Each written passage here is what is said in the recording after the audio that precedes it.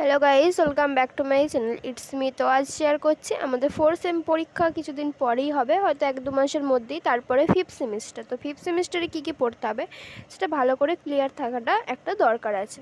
তো আমি দেখিয়ে দিই। 5th সেমে মেজর থাকবে 3টে, যার যেটা মেজর, ধরুন কারোর বেঙ্গলি মেজর বা এডুকেশন, তার 3টে পেপার হচ্ছে।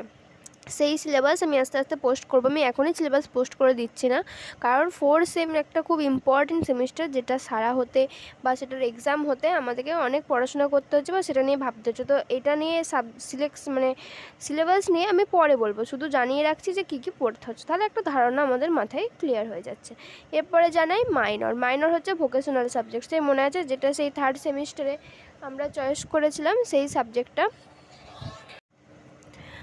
সাবজেক্টটা যে HRM না MRS না RSA, সেই যার যেটা সাবজেক্ট সেটাই পড়তে হচ্ছে। এবার MCQ প্যাটার্নে পরীক্ষা হবে, সিলেবাস কি, এই সমস্ত কিন্তু পরে জানানো যাবে। এখন কিন্তু কোনো ধরনের কোনো নোটিফিকেশন আসেনি। প্রত্যেক সেমিস্টারে বিভিন্ন ধরনের নিয়ম চেঞ্জ হয়।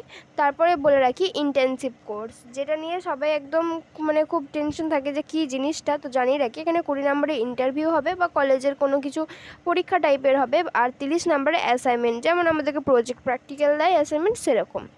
এবার কোন বিষয় থাকবে এই ইন্টার্নশিপ কোর্সে বা প্রশ্নের ধরন MCQ হবে না বড় প্রশ্ন হবে, সেটাও ওই নোটিশের মাধ্যমে আমি পরে একটা ভিডিও বানাবো, সেটার সাথে এটার লিঙ্কটা অ্যাটাচ করে দেবো। তো আজকে ভিডিও ভালো লাগলে লাইক শেয়ার সাবস্ক্রাইব করে চ্যানেলের পাশে থাকবেন।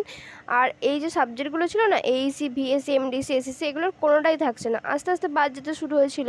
যেমন 2nd সেমে VSC বাদ গিয়েছিলো, 3rd সেমে AEC বাদ গিয়েছিলো, কথাই বলছি। আর SSC বাদ গেছে, এরকমভাবে আস্তে আস্তে বাদ যেতে যেতে এবার এগুলো কিন্তু আর একটাও কিছু থাকছে না।